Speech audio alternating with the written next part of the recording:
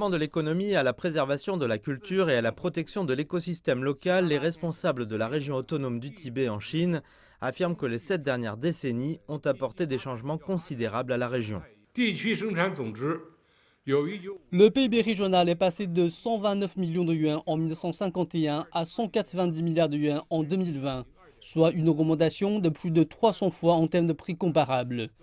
La pauvreté absolue qui sévit dans tous les groupes ethniques depuis des milliers d'années a été éliminée. Au Tibet, 15 ans d'enseignement gratuit sont maintenant offerts. Le système de sécurité sociale couvrant les résidents urbains et ruraux a été mis en place.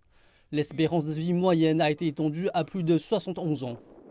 Connu comme le toit du monde, le Tibet a une altitude moyenne de plus de 4000 mètres au-dessus du niveau de la mer. Le terrain montagneux signifie qu'il était auparavant difficile de se rendre dans la région.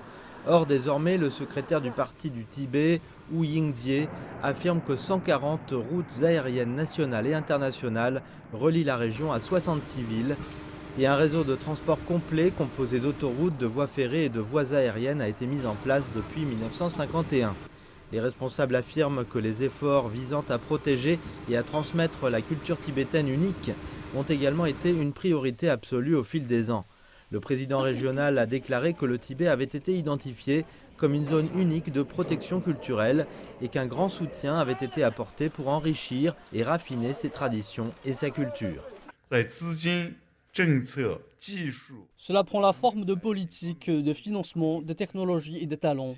L'État et la région autonome ont investi plus de 5 milliards de yuans pour protéger et construire 55 reliques culturelles nationales clés et plus de 610 reliques culturelles régionales.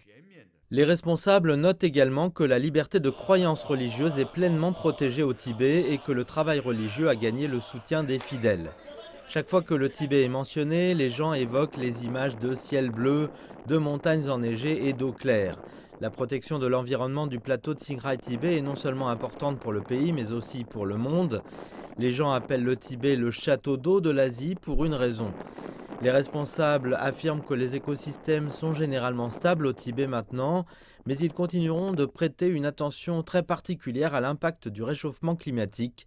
Comme la région du plateau compte autant de glaciers et de montagnes enneigées, elle est assez sensible au changement climatique.